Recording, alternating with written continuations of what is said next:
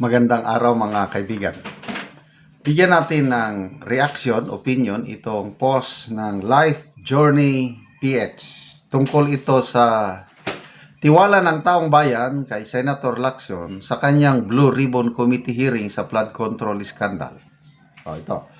Muling naging mainit na paksa sa social media ang isinasagawang investigasyon ni Senator Ping Lacson sa isyu ng flood control na tinatalakay sa Blue Ribbon Committee. Sa isang viral na post, tinanong ang publiko kung may tiwala pa ba sila sa naturang investigasyon. Kalakip ang mga pagpilian na nagpapakita ng magkaibang pananaw ng netizens. Marami ang nagpahayag ng pagkadismaya at kawalan ng tiwala, habang ang ilan naman ay nananatiling umaasa na mailalabas ang katotohanan at may mapapanagot sa mga aligasyong katiwalian. Patuloy namang sinusubaybayan ng publiko ang resulta ng pagdinig, lalo na may malaking epekto ang usaping flood control sa kaligtasan at kapakanan ng mamamayan. Ipinapakita ng naturang diskusyon kung gaano kahalaga sa mga Pilipino ang transparency at pananagutan sa pamahalaan. Ito na, ang survey. May tiwala pa ba kayo sa investigasyon ni Lacson sa flood control ng Blue Ribbon Committee? Kung wala, tawa, laugh emoji. Kung oo, may tiwala pa, heart emoji. Okay. So, tignan natin ilan ang bumoto. 9,800 ang taong nag-react. 7,600 ang tumatawa. Ibig sabihin, walang tiwala. 1,100 ang nag-love. So, wala. 85% ang mga netizens nagsabi wala nang tiwala sa investigasyon na ginagawa ni Senator Lacson. Okay. Basa tayo. Okay. Jacinto Ikneb, investigator na, witness pa. Bakit nagkaganito? Inabangan ko, excited ako nag-abang sa Blue Ribbon hearing noong Lunes. Kasi nga, natuwa ako dahil itutuloy. Kasi nagsabi na si Lacson na parang they are now preparing their committee report. Tatapusin na. Nung lumabas yung Cabral files, parang naging interesado si Lacson na imbestigahan. Sabi nga niya, yung nakalagay doon na mga cabinet secretaries, may nabasa akong post na ipapatawag niya. Ayun, yung ES, yung OP. Di ba ang ES, Executive Secretary, OP, Office of the President, SAP. Ano ba yung SAP? Special Assistant to the President, o pwedeng Secretary Amina Pangandaman. Meron pang First Lady. Sabi ni Lacson, may mga at least 5 cabinet secretaries na nakalagay sa Cabral file. Sabi niya, papatawag niya. Kaya inabangan ko. Nung January 19, wala mang tinawag ng mga cabinet secretaries. Kaya kung ako inyong tatanungin, sorry, ang answer ko is wala na akong tiwala. Mas mabuti pa sana kung si Senator Marcoleta ang nagtuloy-tuloy na chairman. Baka ngayon natumbok na. Actually nga, kahit minority, hindi na siya chairman si Senator Marcoleta. Nag-submit sila ng minority report. Ang recommendation, Marcoleta, Aimee at iba pang minority senators, kasuhan si Romualdez dahil siya ang lumalabas na utak sa flood control scam. Lacson. Wala.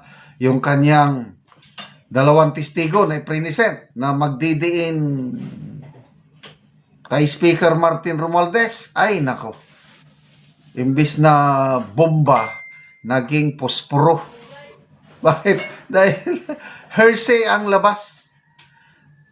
Wala lang, narinig lang nila si Diskaya na nagsabi na si Romualdez ang may-ari. Ganun lang. Wala na. That's hearsay. Inamin naman ni Lacson na kulang ang ebidensya. Hindi yon sapat na magdiin. Kaya nung nagtanong si Senator Marcoleta doon sa dalawang witness, nakakatawa. Ang sumagot, si Lacson.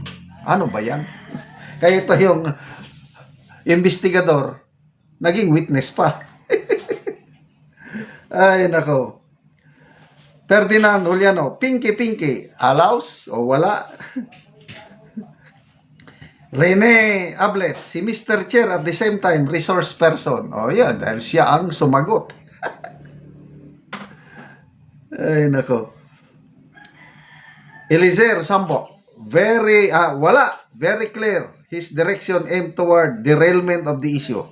Prevent the mastermind out of the topic so that he can please the big crocodile. Meaning more blessing for him. Nora Mercado, wala. Kim Tonley, wala. Tagley John, wala. Puros wala. Monet Talks, luggage man, defender of the mastermind and plunderer. Oh, yun. Yun ang away nila ngayon. Bangayan nila Senator Amy.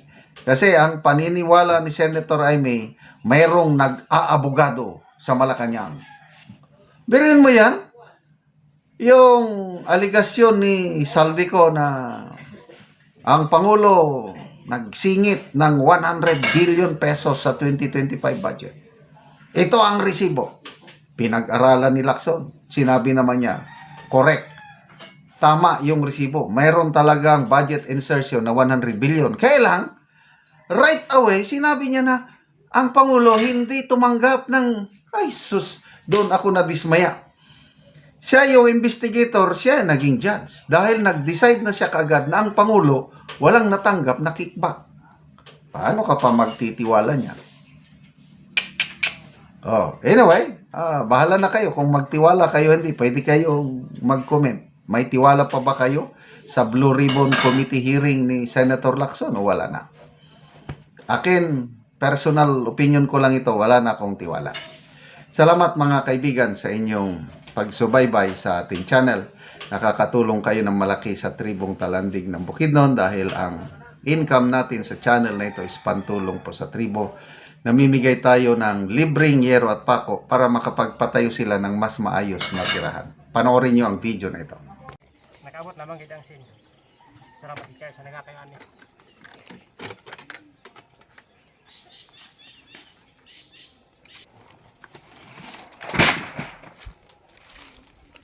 Isa sin.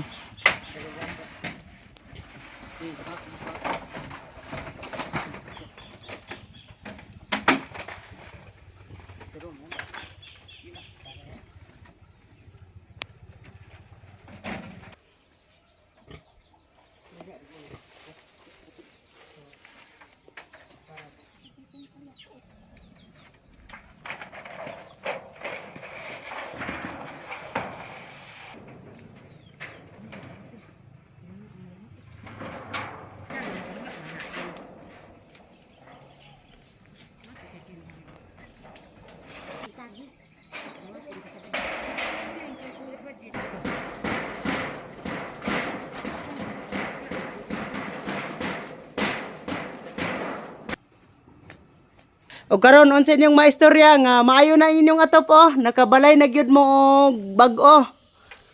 Unang-una salamat kayo sa Ginoo. O labi na sa kuan nag-sponsor o sa naglantawan nga video. Salamat kayo sa inyo. Kay dili kami makabalay kung wala mi tabangan. Nagpasalamat gyud dako sa Ginoo nga ana sa gigamit nga tawo aron nga matabangan mi makabalay mi. Kay lisod gid kayo ang panahon karon kung wala lagi mi gitabangan dili kami makabalay kay wala mi kwarta nga papalit na mo gamit sa balay. Basta Og ginaot unta nga magbadayon ni nga tabang para dagan pang matabangan. Dagan kayong salamat. O sige, salamat kaayo. Bye-bye. Oo, sige, God bless. God bless. Ah,